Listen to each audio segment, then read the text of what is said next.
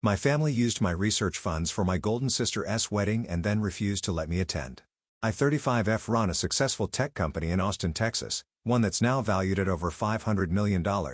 But before I get into the current situation that's making my hand shake as I type this, let me give you some background about my family dynamics and how we got here. I wasn't just an unwanted child. I was a constant reminder of what my parents saw as their biggest mistake. My sister Madison, 45F, was their golden child, their perfect planned firstborn who could do no wrong. When I came along 10 years later, I was an accident that happened only because my grandparents convinced my already established in their 40s parents to have another child. "We didn't plan for you," my mother would say matter-of-factly, as if discussing the weather. Her tone wasn't cruel. It was worse. It was indifferent, like commenting on an unexpectedly cloudy day that slightly inconvenienced her plans. My childhood was spent mostly at my grandparents' house. Every morning followed the same routine. My father would drop me off with the keys jingling in his palm, saying to my grandfather, "You wanted her, she's all yours." These words became the soundtrack of my early years, a daily reminder of my status as an unwanted burden. My actual home became my grandparents' house. They picked me up from school, helped with homework, drove me to activities, and made sure I was properly cared for. My parents would collect me late at night, usually looking annoyed at having to make the trip. Throughout my childhood, Madison was the star around which our family orbited. While she lounged on the couch discussing college applications, I sat in the corner doing homework alone. My mother would lovingly pack Madison's SAT prep materials while completely forgetting about my school projects. It wasn't that they were cruel, they simply acted as if I didn't exist. The contrast was particularly stark during holidays and family events. Madison would receive thoughtfully chosen gifts while I would get generic gift cards or practical items like school supplies. The pattern continued through my teenage years. My mother would spend hours helping Madison prepare for college interviews while I taught myself coding from borrowed library books. When Madison got into an Ivy League school, my parents threw a massive celebration party. When I got straight A's, they didn't even look at my report card. Their neglect pushed me deeper into the world of technology.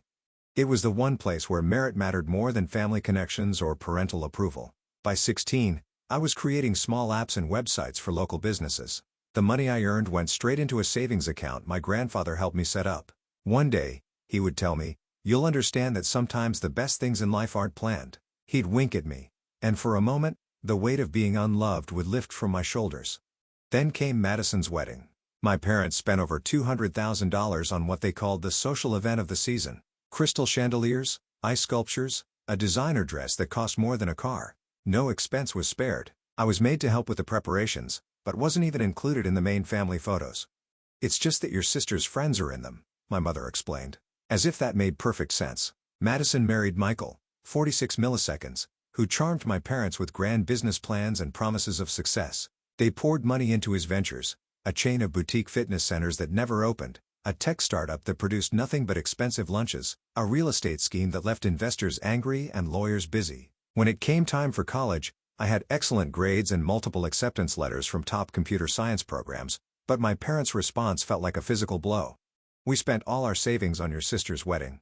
There's nothing left for your education." I still remember that dinner table conversation with perfect clarity. When I brought up that they had paid for Madison's college, my mother's response was chilling. That was different. We saw potential in her. The silence after those words about potential was unbearable. I left without being excused, my hands shaking as I called my grandmother. My grandparents, though, had been preparing for this moment. "We've been saving for your education since the day you were born," my grandfather revealed, showing me bank statements.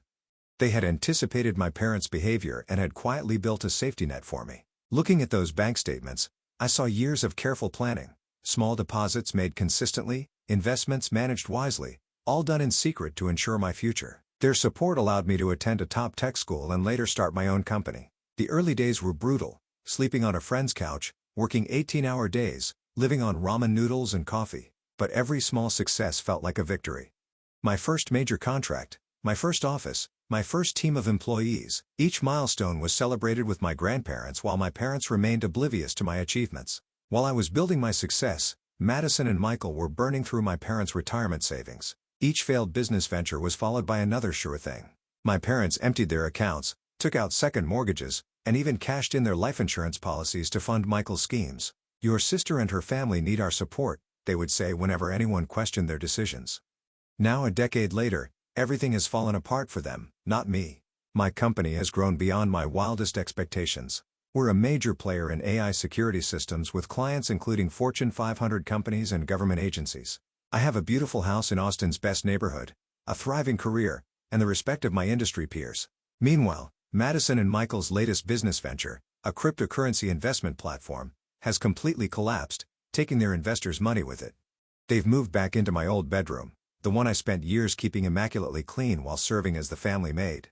Their twins, 10 milliseconds, have had to leave their expensive private school. My parents' company, a once successful manufacturing business, is facing bankruptcy, drowning in debt from supporting Madison's family and their own poor financial decisions. Last week, my parents reached out. They need a substantial investment to save their company.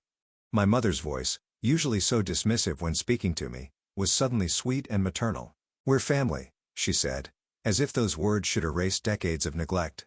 My father even called me princess, a term he had only ever used for Madison.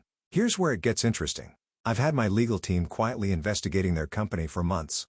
I've discovered years of questionable accounting, tax evasion, and fraudulent practices. The evidence is substantial: falsified invoices, hidden accounts, unreported income. I have enough evidence to not just refuse to help them, but to actively ensure their downfall. My plan is simple but devastating. I'll pretend to help while systematically exposing their fraudulent practices to their business partners and relevant authorities.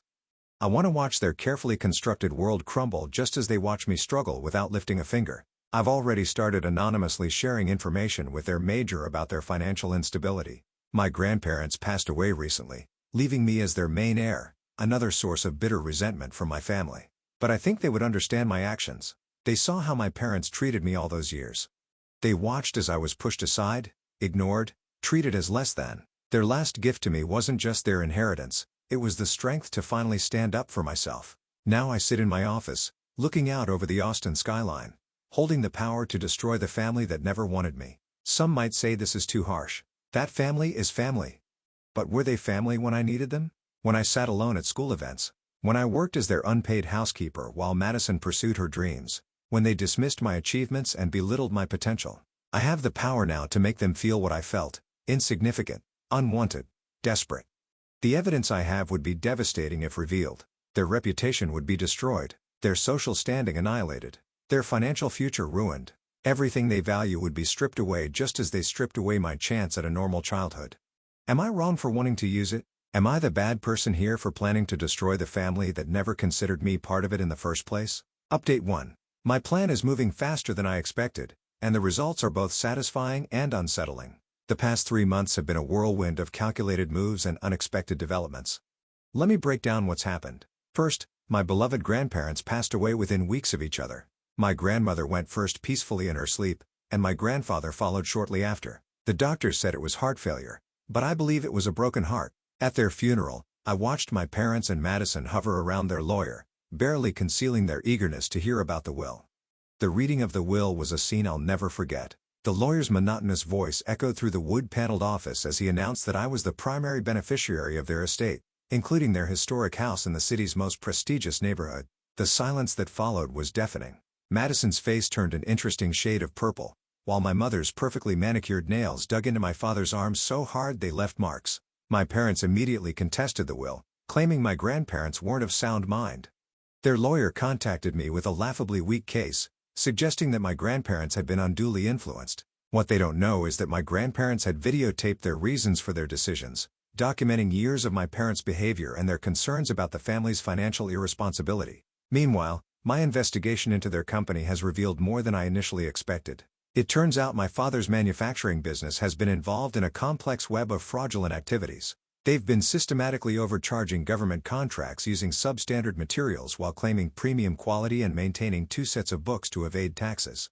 The rabbit hole goes deeper than even I imagined. Madison and Michael's situation has deteriorated rapidly. After moving back into my old room, they've been trying to maintain appearances in their social circle.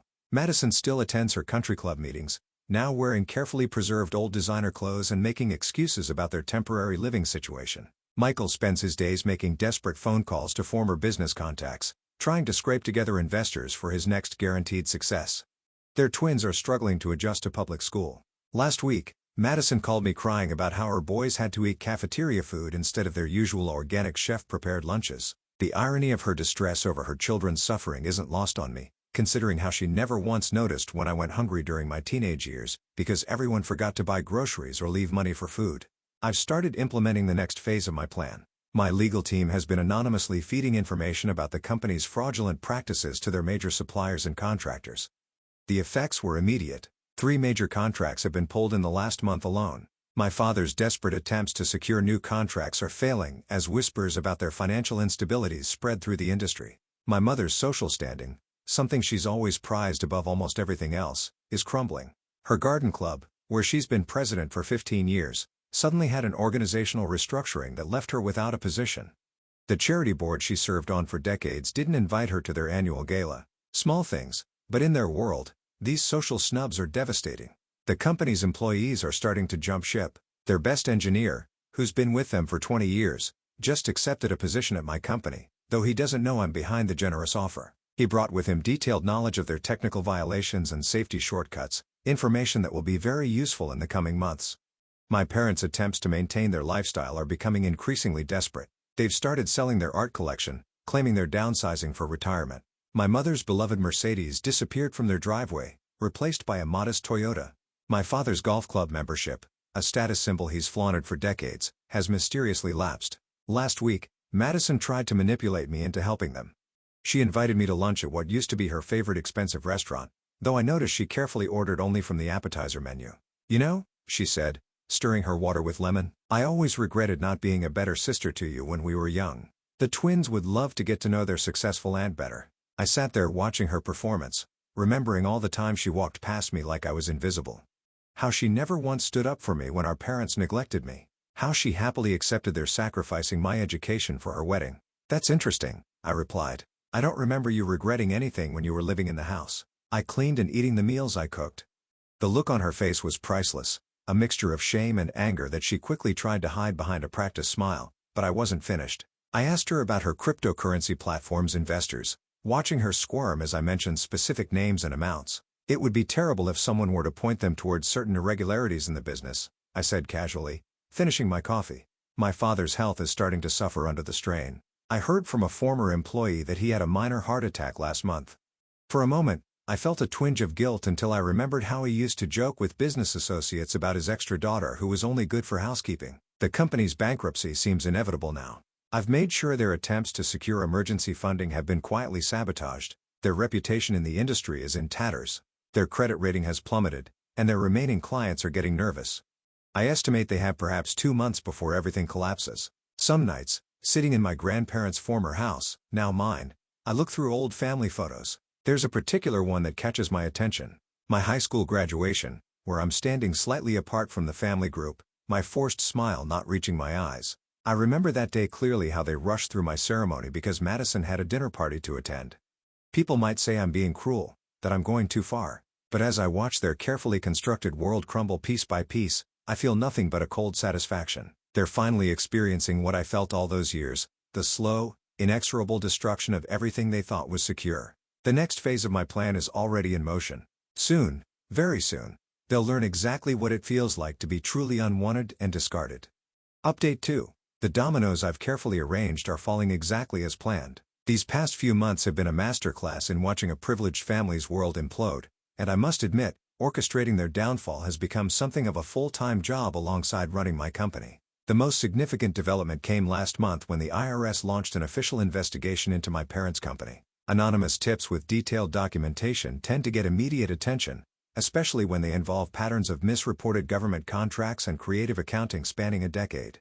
Their 3 biggest clients pulled out within weeks, triggering a mass exodus of both customers and employees. Their company's implosion has been spectacular. The factory floor that used to buzz with activity now stands eerily quiet, machines gathering dust while my father desperately tries to secure new contracts with increasingly disreputable partners. After several delayed payrolls, most skilled workers have left, many coming to work for my company, bringing with them detailed knowledge of my parents' questionable practices. Michael, in his infinite wisdom, tried to launch another venture, a revolutionary AI-driven cryptocurrency platform. What he didn't know was that I had my team create a detailed dossier of his previous failures and bankruptcies, which mysteriously found its way to potential investors. His fundraising meetings now end before they begin. The social fall has been particularly satisfying. Madison had a complete meltdown at the country club when she had to cancel the twins' junior golf memberships. They've been withdrawn from all their private lessons and activities. No more tennis, French tutoring, or equestrian classes. My parents' attempts to salvage their situation have become increasingly desperate. My father showed up at my office unannounced last week, something he's never done in all the years I've run my company. He'd lost weight, his previously immaculate suit looking shabby and worn. The secretary said he waited in the lobby for 3 hours while I was in meetings, just like they were always too busy for my school events. Their asset liquidation has become frantic. The art collection they prized, sold piece by piece to cover mounting legal fees. My mother's precious antique furniture, sold to dealers who significantly underpaid, thanks to quiet words from my contacts about their desperate need for quick cash. Their house, their pride and joy for 30 years, is now on the market. The real estate agent carefully chosen by me through intermediaries has been subtly steering potential buyers away by hinting at serious structural issues. The investigation has revealed darker secrets than expected.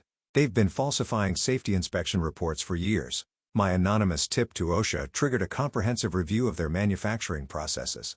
The fines alone will probably finish what's left of the company. Madison and Michael have been forced to move to a small apartment in a part of town they use to mock as a questionable. The twins are sharing a room for the first time in their lives, and Madison can't stop complaining about the noise from the highway and the sort of people who live there. I wonder if she realizes their new apartment complex is actually nicer than the places I lived in while building my company from scratch. My mother tried a different approach recently.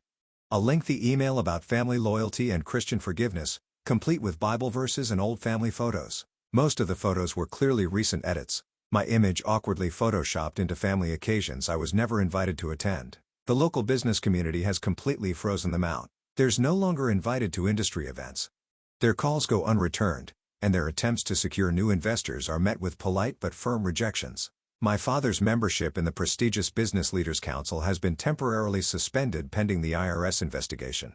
The most satisfying moment came during a recent industry conference. I delivered the keynote address about innovation and business integrity, watching my father skulk out halfway through my speech about ethical business practices. The local business paper is preparing an investigative piece about their company's decline, their desperate attempts to control the narrative futile against the mountain of documentation I've provided to journalists. Looking ahead, I can see the endgame approaching.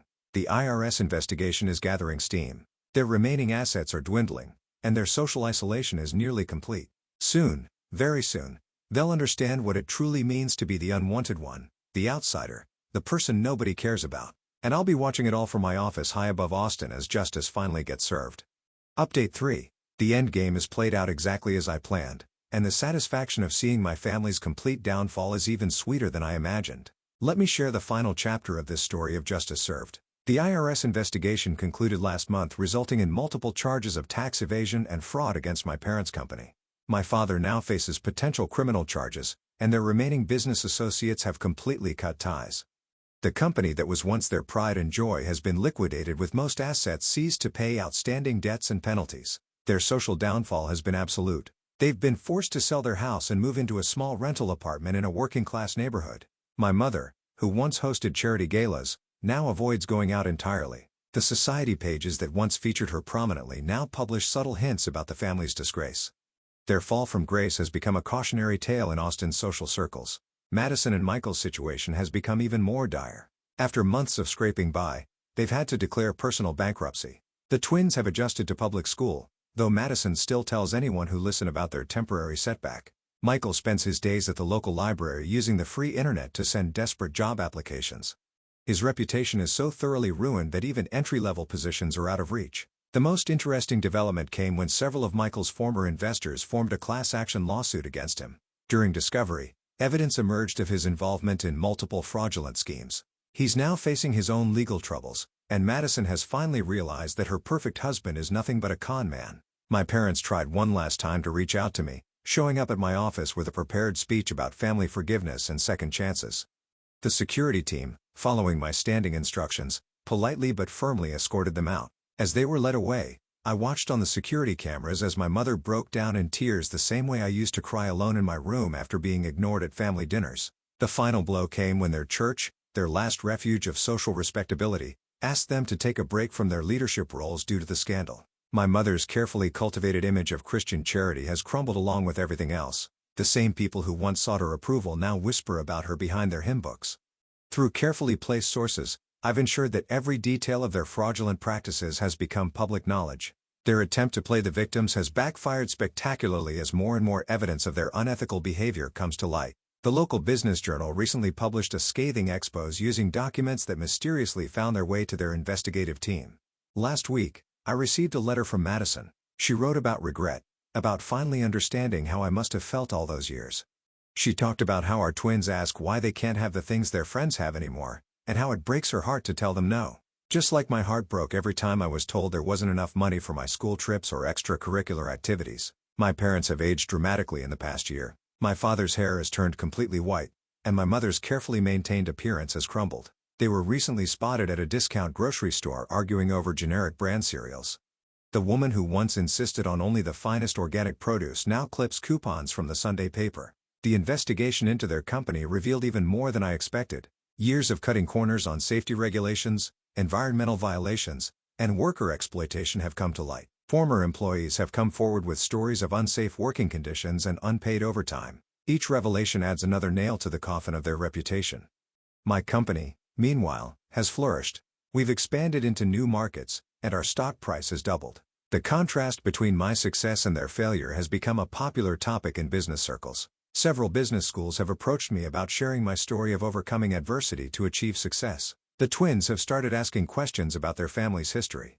Through the grapevine, I heard they discovered old photos and documents that reveal the truth about how I was treated. They're at an age where they can understand injustice, and they're beginning to form their own opinions about their grandparents and mother. Recently, I drove past my old neighborhood and saw my father walking alone, shoulders slumped, looking years older than his age. For a moment, I felt a twinge of not guilt exactly, but recognition. I remembered the lonely little girl who just wanted her parents' love. But then I remembered all the years of neglect, all the casual cruelty, all the times they chose Madison over me, and the feeling passed. My revenge is complete. Their world has crumbled, their social status is destroyed, and their financial security is gone. They've experienced exactly what they made me feel, what it's like to be unwanted, ignored, and discarded. As I sit in my office, looking out over the city I now help shape, I feel no regret. Sometimes justice takes years to achieve, but when it comes, it's absolute. They created this situation through years of neglect and cruelty. I simply ensured they reaped what they sowed. Their story has become a whispered warning in social circles. Be careful how you treat people because you never know who they might become. And my story? It's become one of triumph over adversity, of success despite obstacles. No one needs to know the full extent of my involvement in their downfall. Justice, as they say, is best served cold, and my revenge has been absolutely frigid.